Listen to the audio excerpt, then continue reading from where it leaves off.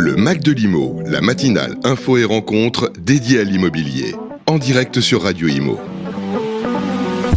Bonjour à toutes et à tous et bienvenue dans le Mac de l'Imo, votre matinale qui décrypte tous les sujets de l'actualité immobilière, mais pas que. Alors vous êtes bien sur Radio Imo, nous sommes bien le 22 mars, alors prenez votre petite tasse de café, de thé et puis détendez-vous parce qu'on est ensemble jusqu'à 9h. Alors chaque semaine, nous recevons un invité, une personnalité importante, influente du monde de l'immobilier, et cette semaine, celle qui nous fait l'honneur d'être notre invitée du jour, c'est vous, Sophie Richard, fondatrice de Viagimo. Bonjour. Bonjour Radio Imo. Alors Sophie, est-ce que en quelques phrases, vous pouvez vous présenter pour nos auditeurs ?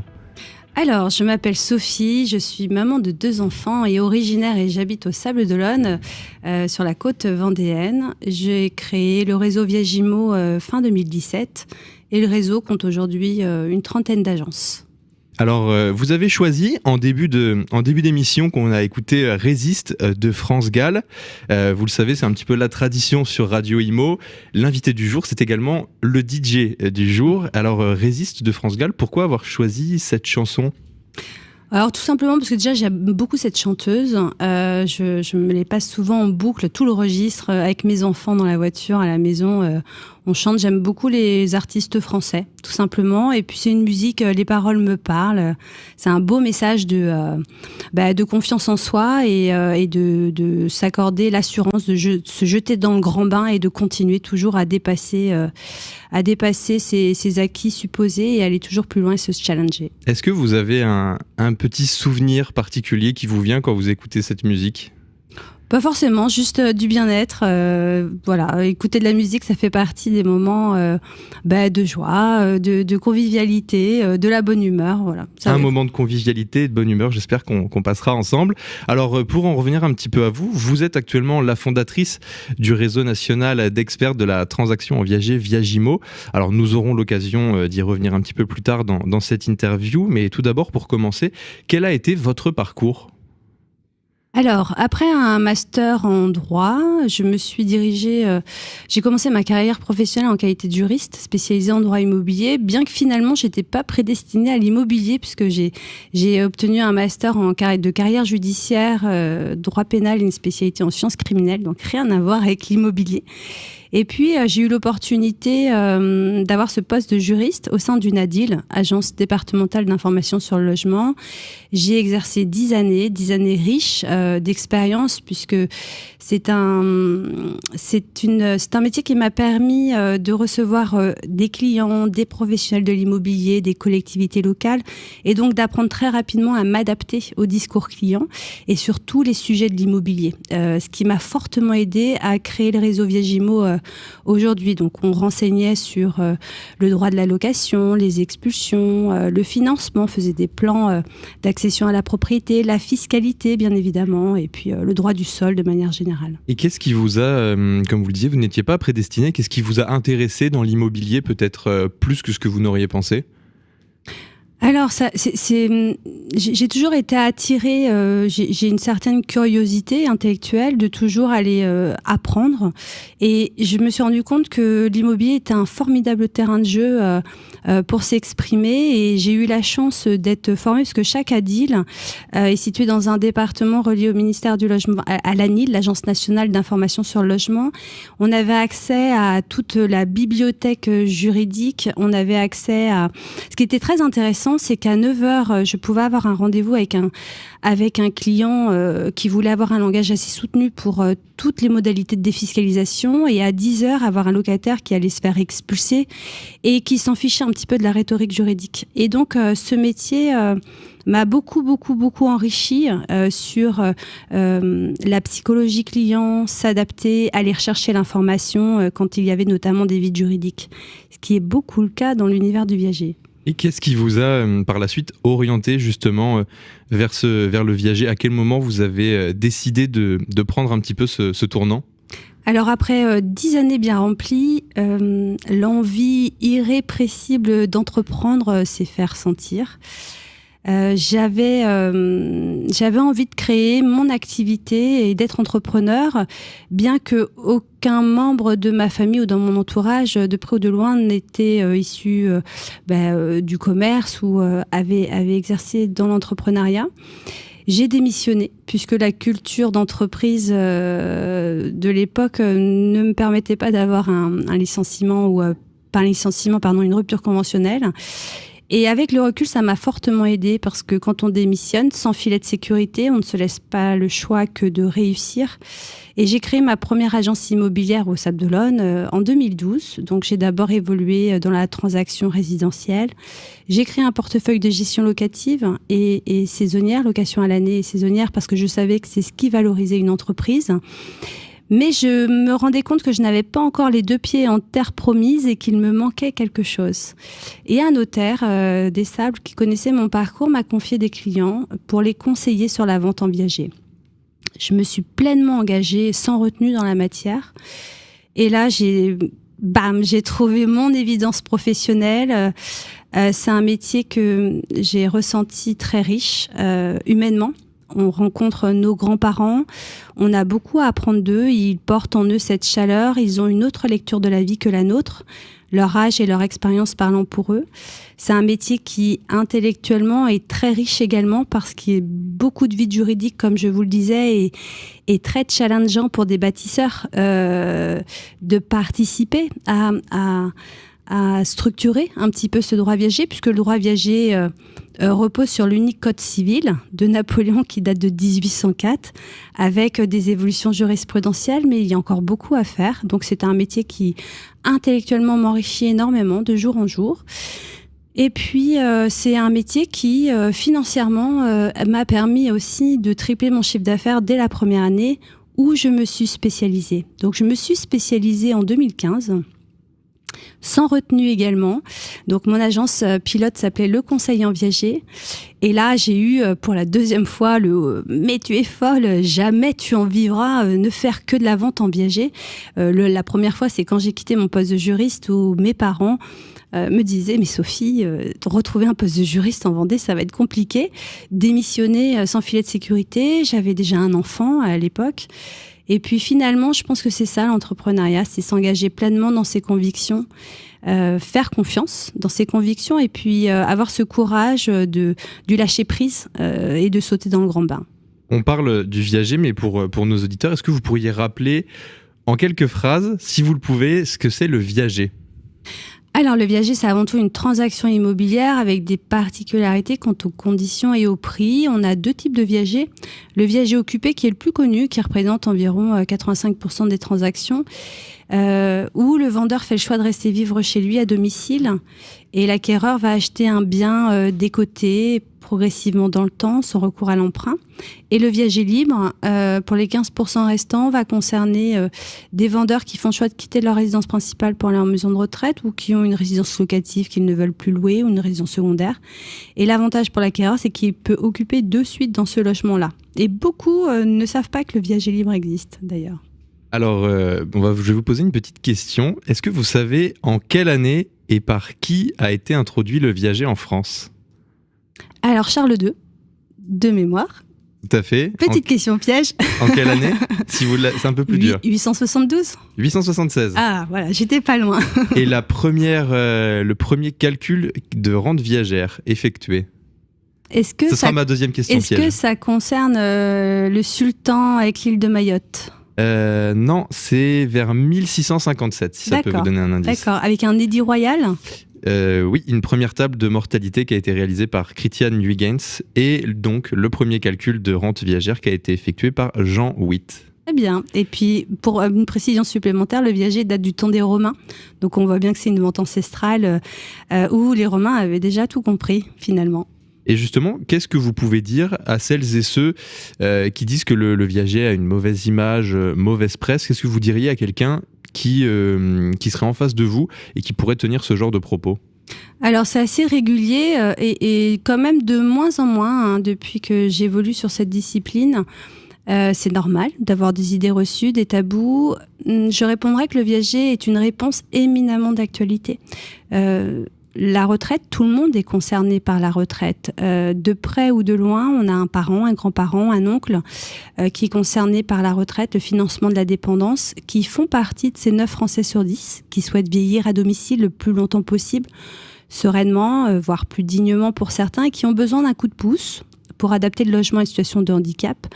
Je leur dirais également que le viager peut apporter une réponse apaisée à l'accession à la propriété, côté acquéreur, qui est un sujet d'actualité où l'accession est jugée de plus en plus compliquée pour les Français en raison de la flambée des prix de l'immobilier, d'une fiscalité qui est oppressante et d'une économie qui est instable, sans parler en plus des difficultés d'octroi bancaire, puisqu'on sait que les conditions d'octroi sont plus restrictives par les partenaires bancaires et les taux d'intérêt sont assez élevés et rendent l'emprunt compliqué car trop coûteux.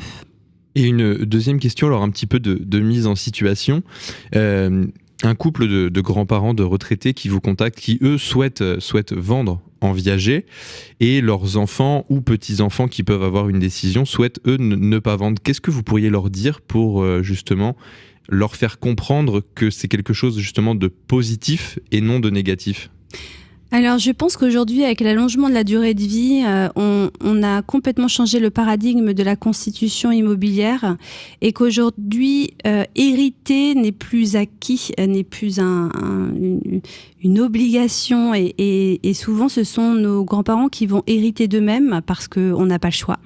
Parce que notre régime de retraite par répartition est complètement obsolète, parce que le pilier majeur de notre système de retraite actuel est la solidarité intergénérationnelle, et ça doit rester ainsi, sauf qu'il a été pensé à l'après-guerre, dans les années 45, où le nombre de cotisants, aujourd'hui le nombre de cotisants n'est plus suffisant pour satisfaire les bénéficiaires, et on doit repenser ce modèle de prospérité.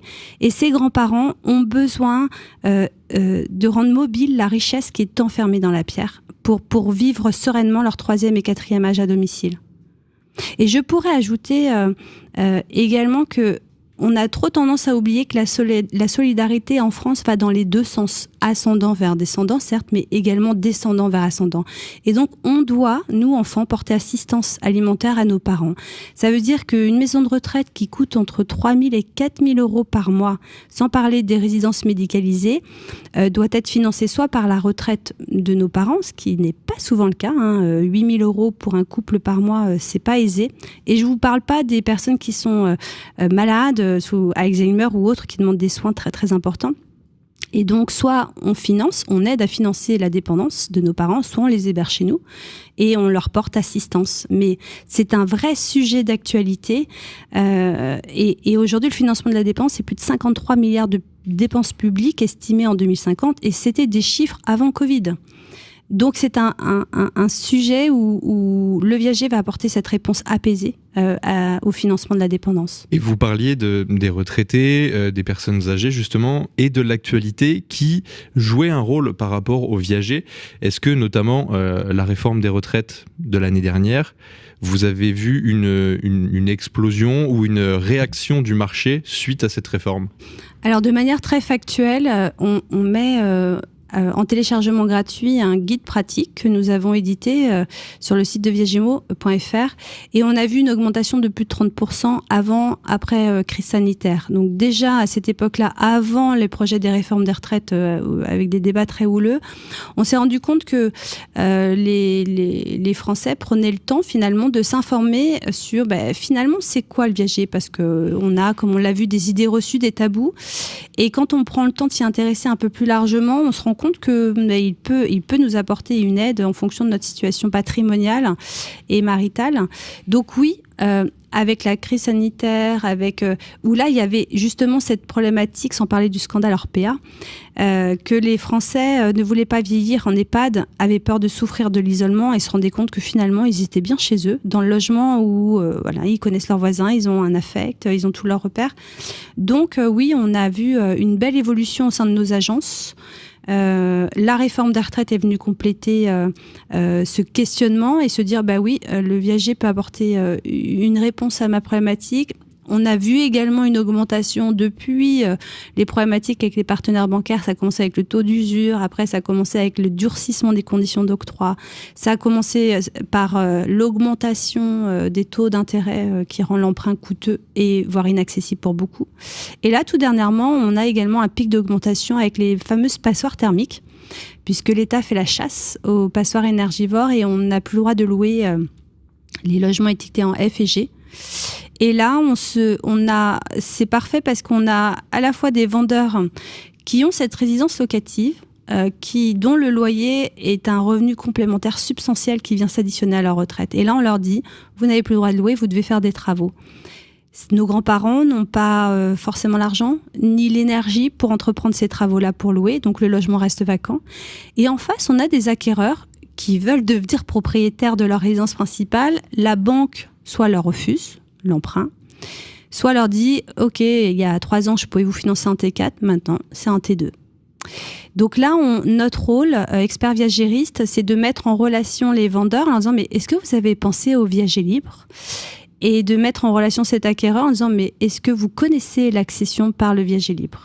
Et après, on pourra le détailler un petit peu plus tard, mais tout ça pour démontrer que le viager est une réponse d'actualité à beaucoup de problématiques actuelles. Et comment ça se ressent concrètement? Est-ce que vous avez des chiffres, alors pas forcément de vente, mais peut-être plus d'appels, plus de visites, plus de demandes de renseignements? Oui, tout à fait. Alors on a plus de... alors déjà, j'ai plus de candidatures également à la franchise et ça démontre bien que les experts qui nous rejoignent ont une sensibilité au marché du viager. Ils se rendent compte que c'est un marché de niche, certes, mais qui est en plein essor avec tous ces sujets d'actualité. Il y a de plus en plus de médiatisation aussi autour du viager et de Viagimo. Et ces experts viagéristes s'inscrivent dans ce développement de marché qui va devenir exponentiel. Les clients, on a donc un pic d'augmentation de plus de 30% de demandes de téléchargement de ce guide pratique. Ça montre bien que quand on veut avoir un guide pratique, c'est qu'on s'intéresse vraiment au sujet, c'est pas la lecture, je pense, du soir, quand on n'est pas intéressé. Et ça débouche forcément sur plus d'estimation, plus de rentrée de mandat et plus de ventes. Est-ce que dans tous les profils qui se dégagent, il y a un profil dit type d'acheteur ou alors pas du tout?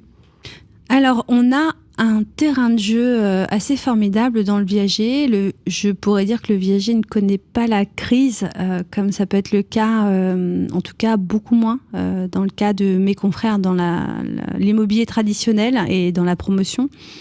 Un type d'acquéreur, alors on a un panel d'acquéreurs très large. On va en général avoir des acquéreurs qui ont entre 40 et 60 ans, qui vont vouloir se constituer de la pierre, un patrimoine immobilier, parce qu'on sait très bien que l'immobilier reste la valeur refuge et tangible pour les Français.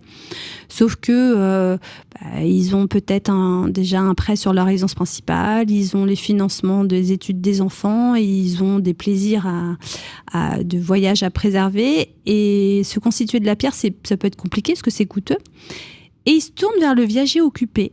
Le viager occupé va leur permettre d'acheter un bien décoté, du fait de l'occupation par le vendeur, va leur permettre d'acheter ce bien sans recours à l'emprunt, donc exit tous les frais bancaires. Aujourd'hui, je rappelle que, et ça illustre bien mon propos, si j'achète aujourd'hui un bien de 350 000 € sur 25 ans pour un couple sur 2 têtes, une assurance décès invalidité sur 2 têtes, il m'en coûtera plus de 270 000 € de coût de crédit. C'est énorme, c'est colossal.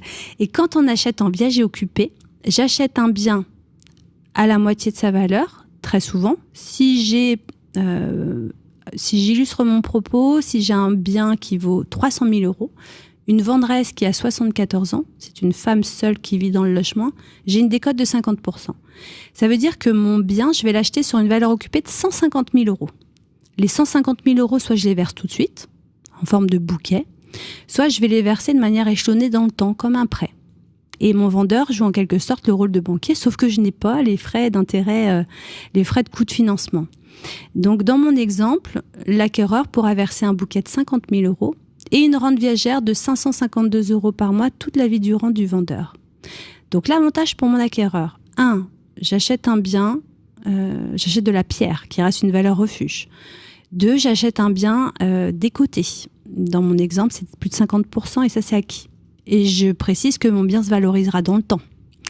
3, j'achète un bien sans recours à l'emprunt. Donc déjà, j'accède à la propriété. Et 2, j'évite les frais d'acquisition. 4, mes frais de mutation, mes frais de notaire sont réduits, puisque je vais acheter un bien avec des taxes sur la valeur occupée de 150 000 € et pas de 300 000 €. Donc dans mon exemple, j'économise 11 000 € de coûts de financement.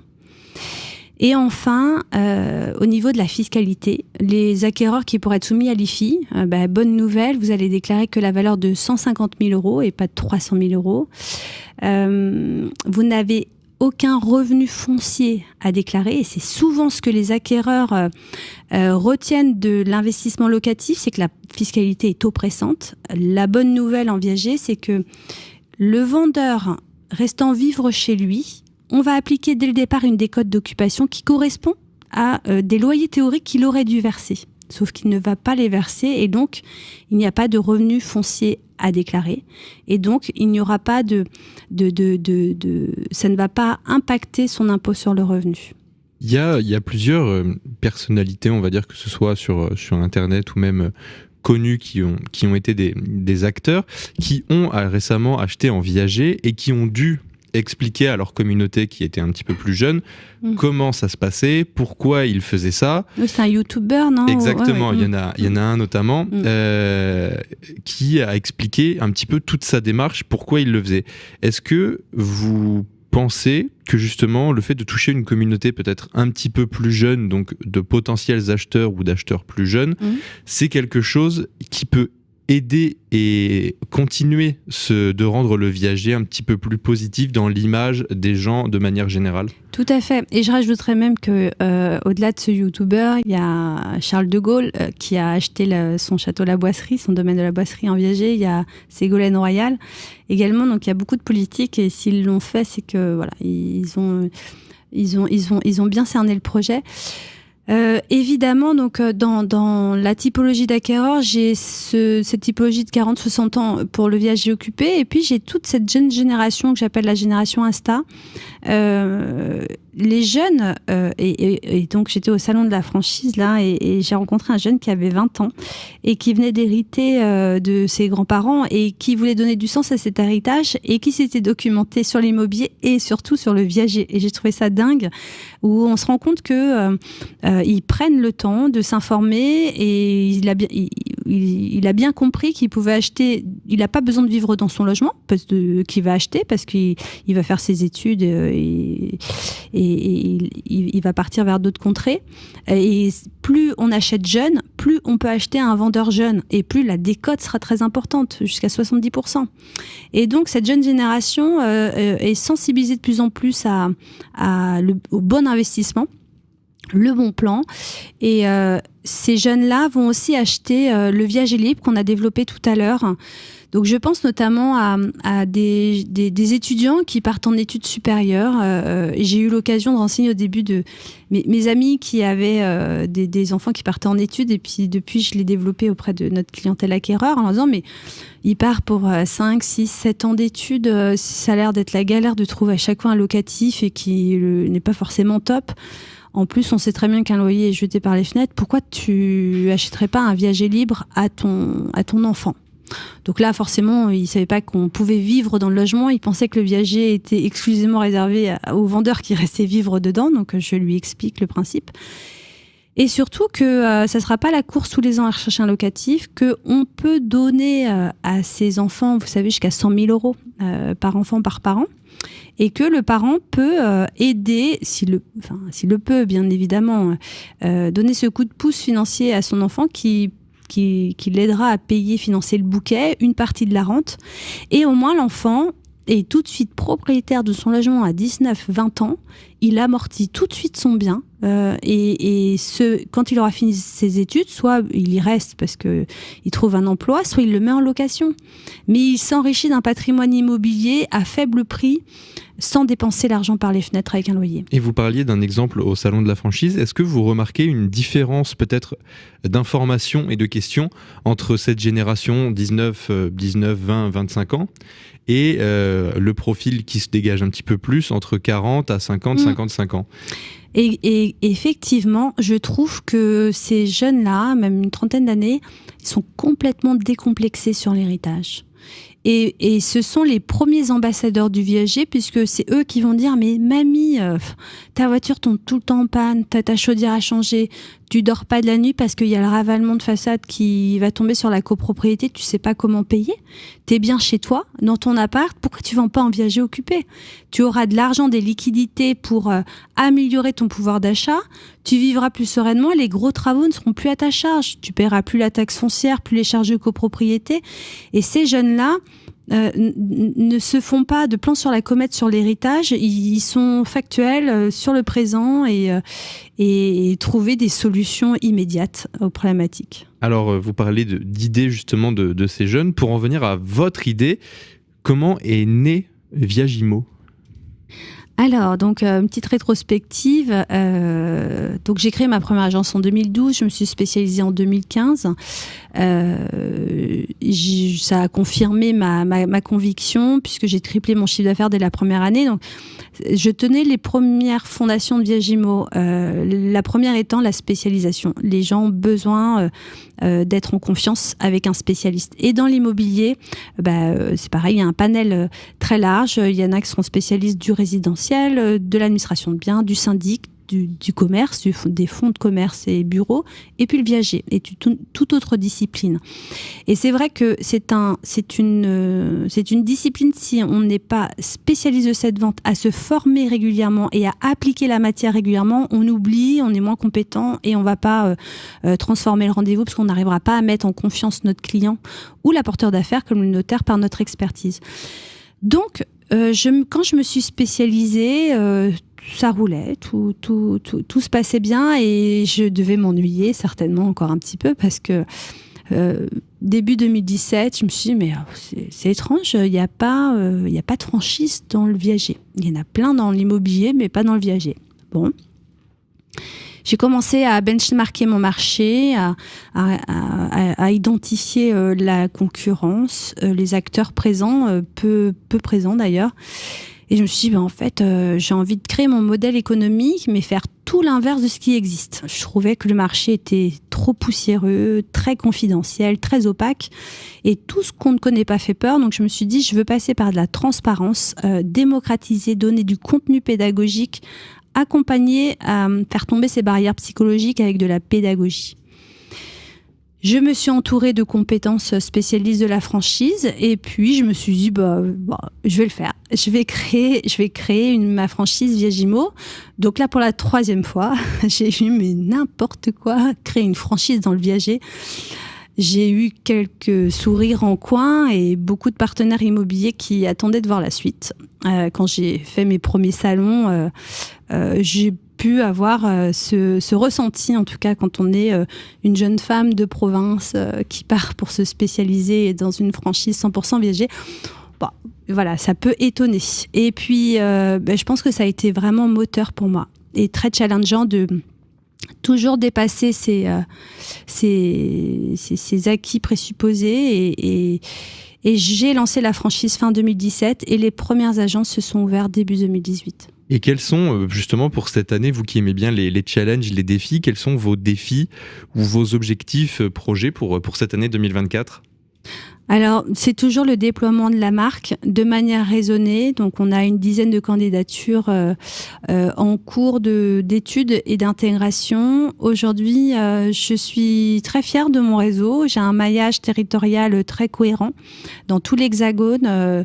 On était très implantés au début dans l'Ouest, puisque c'est mon cœur de prédilection. Et puis là, on est vraiment implantés dans le Nord, l'Est et le Sud. Donc, c'est de continuer ce déploiement. On a un nouveau directeur de réseau qui nous rejoint dans un mois, justement, directeur du développement et de l'animation pour accélérer cette expansion et de toujours rester un peu le chouchou des médias. C'est vrai qu'on a une belle représentation médiatique. J'ai pu faire l'audit sur 2022, j'attends celui de 2023, mais on est passé en moyenne toutes les 40 heures dans un média, qui soit télé, radio ou print, avec des beaux journaux comme Le Monde, Le Figaro, Forbes, Le Revenu, etc. Et dans les JT de TF1, France 2, France Info, Radio Imo, RTL et autres. Et ça montre une chose, que les journalistes et donc les médias et donc les internautes et les auditeurs de manière générale ont besoin de comprendre l'univers du viager en disant tiens, qu'est-ce que c'est que le viager finalement et en quoi il peut apporter des réponses à l'actualité. Et justement, vous parlez de très belles expositions. Alors maintenant, on peut dire que vous êtes une entrepreneuse aguerrie. Est-ce que vous vous décririez également comme une businesswoman ? Je trouve que c'est un peu cliché, personnellement. Après, je suis fière de m'être fait confiance et d'avoir fait confiance à mes challenges, à mes envies. Et je pense que c'est ça, avant tout, le cœur de l'entrepreneuriat. C'est ce savant mélange entre la dose de confiance dans ses convictions et le courage du lâcher prise, comme je disais, se laisser aller dans le grand bain, parce que à trop écouter son entourage, qui est très bien intentionné, mais qui peut être épris de doute et de peur, on pourrait ne pas entreprendre, ne pas se lancer, ce qui serait fort dommage, surtout quand on a bien étudié, un concept structuré, un business plan, et surtout quand on a cette conviction, cette flamme, c'est ce besoin irrépressible d'entreprendre, de se dire et finalement, qu'est-ce que j'ai à perdre ? Et comment, justement, est-ce que vous faites pour entreprendre et en même temps avoir aussi une vie personnelle avec vos 2 enfants, quand on sait qu'il n'y a que 24 heures dans une journée ? C'est vrai que les journées ne se ressemblent pas, et je suis passionnée. Je pense que c'est ça, c'est quand on veut, on peut. Honnêtement, ça n'a jamais été un chemin de sinécure. C'est pas chose facile tous les jours de savoir allier vie perso, vie pro. J'ai en charge 2 enfants que j'élève seule. Et pour le coup, mes enfants, voient que le goût du travail, la passion et l'envie de se dépasser, de se challenger, je pense que ce sont des belles valeurs d'éducation. Et puis ils le ressentent quand on est bien, quand on est épanoui. Je pense qu'on peut réussir à conjuguer tout ce qu'on veut finalement quand on en a la conviction. Est-ce que vos enfants vous ont déjà posé des questions sur votre métier ? Est-ce qu'ils s'y sont déjà un petit peu intéressés ? Déjà, est-ce que vous avez pu l'apercevoir, cet intérêt ? Oui, alors après, ce sont mes premiers ambassadeurs. Ils savent quand je me déplace, ils me revoient à la télé ou à la radio. Et sans trop en faire non plus, parce que tout ne tourne pas autour de la maman et de Viagimo quand même. Mais ils savent que je me donne à 100% sur mon activité, que j'aime ce que je fais, que ça me fait du bien. Ils savent que des fois c'est pas facile et que je vais chercher ce bien-être, cette performance. Mais après, ils me posent des questions, ou alors c'est t'es encore partie. J'ai de la chance d'avoir mes parents, ma famille, du monde pour m'accompagner dans cette belle aventure. Quand on échangeait pour préparer cette émission, vous parlez de franchisé père-fils, oncle, neveu. Est-ce que vous verriez travailler avec l'un de vos enfants, s'il s'intéresse à votre métier et qu'il souhaite le faire ? Alors, pourquoi pas ? Ma fille aînée a 16 ans, elle est encore un petit peu jeune, mais et mon deuxième a 9 ans. Pourquoi pas ? Après, ça peut... En tout cas, oui, je me verrais travailler avec eux en les imaginant à une trentaine d'années. En tout cas, je travaille déjà avec ma sœur. J'ai demandé à ma sœur de me rejoindre au siège. On est 9 personnes à travailler au siège. Et c'est vrai que les valeurs de famille sont essentielles pour moi. Et ça se traduit, sans vouloir le chercher, mais ça se traduit dans les faits au sein du réseau, puisqu'on a beaucoup qui ont entrepris. Effectivement, le père et le fils a d'abord ouvert son agence Viagimo à Montélimar. Le père a ouvert ensuite à Lyon. Le meilleur ami a ouvert avec eux à Valence. J'ai la mère et la fille qui ont ouvert à Tours. Beaucoup de couples à Paris 15, Paris 16, à Marseille. Et l'oncle et le neveu à Vannes. Enfin, on a finalement, vous voyez, ces idées reçues autour du viager, que c'est fait pour déshériter les enfants, ces deux notions antinomiques qui pourraient paraître antinomiques de la famille et du viager, finalement, vous voyez que les experts viagéristes entreprennent en famille et quand un couple, par exemple, se déplace chez un client, ça les rassure beaucoup. Ils s'identifient à des petits-fils et petites-filles. Et en plus, il y a le discours de la femme, de l'homme. C'est très serein. Et oui, les valeurs de famille sont essentielles chez Viagimo. Vous parlez beaucoup des valeurs, justement, d'entreprendre. Quels conseils vous pourriez donner, de manière un petit peu plus générale, à quelqu'un qui souhaite se lancer ? De manière générale, faire confiance à ses ambitions. Voilà. J'ai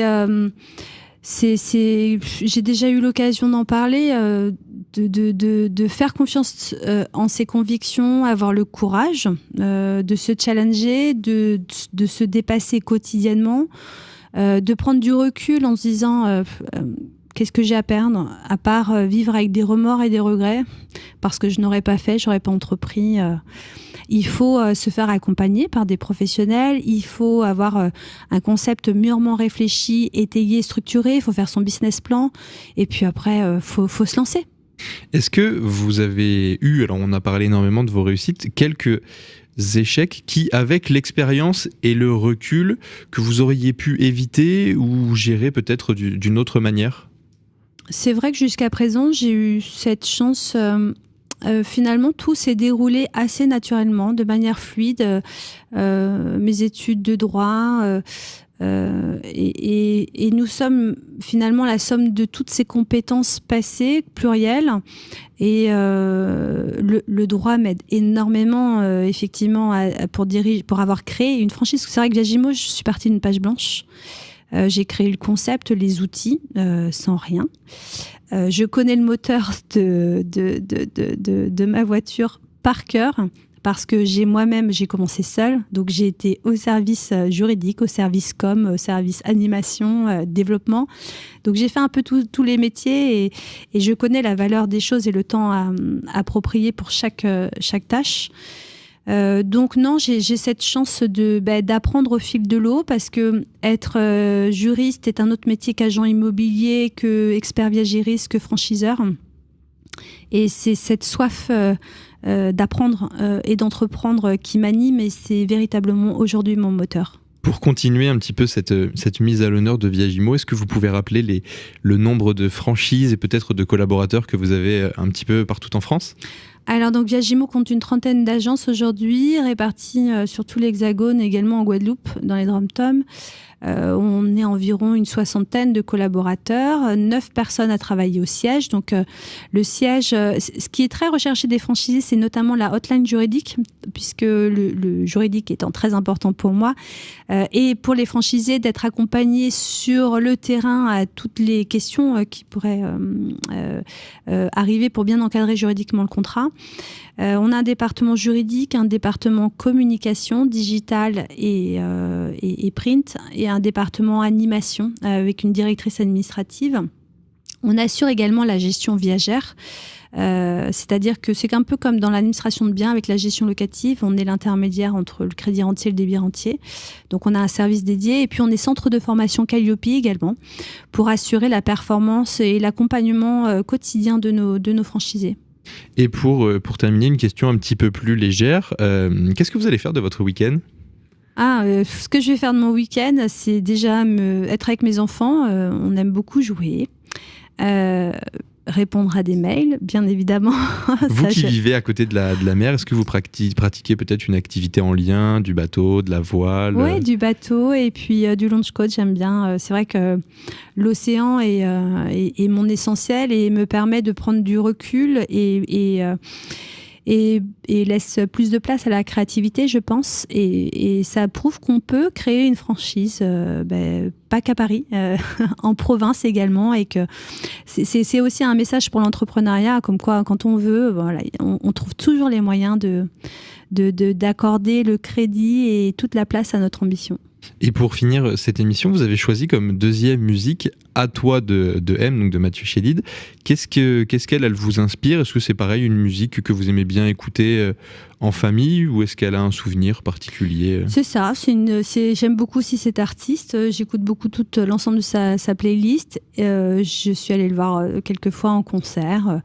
Il est joyeux, c'est du bon temps. Et puis les paroles, le petit côté un petit peu amoureux, qui fait du bien. Est-ce que ce sont des musiques que des fois vous pouvez écouter, par exemple, si vous habitez à côté de la mer, un petit peu, justement, dans des balades, des choses comme ça, Exactement. Des musiques que vous aimez bien entendre? Exactement, ça fait du bien, ça fait du peps. On a le sourire qui se dessine naturellement sur le visage, et puis ça fait aussi du bien de prendre du bon temps, recul, de la légèreté, tout simplement.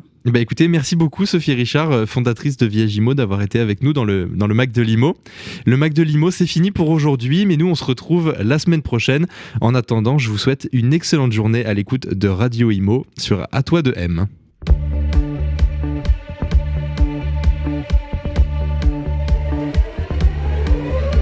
À toi, à la façon que tu as d'être belle, à la façon que tu as d'être à moi, à tes mots tendres un peu artificiels quelquefois.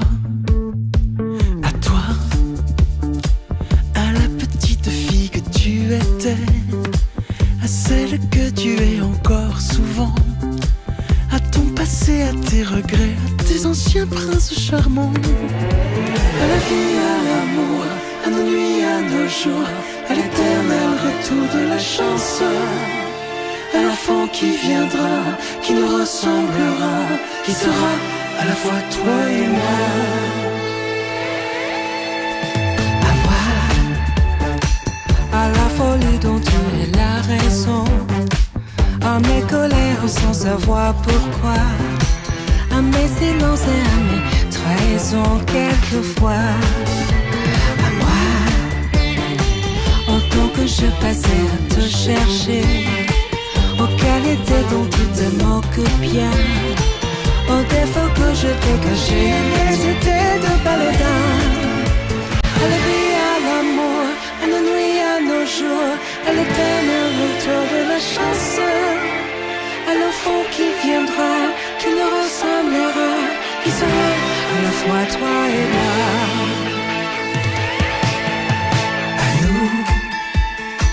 Au souvenir que nous allons nous faire, à l'avenir et au présent surtout, à la santé de cette vieille terre qui s'en fout. À nous, à nos espoirs et à nos illusions, à notre prochain premier rendez-vous, à la santé de ces milliers d'amoureux qui sont comme nous. À toi,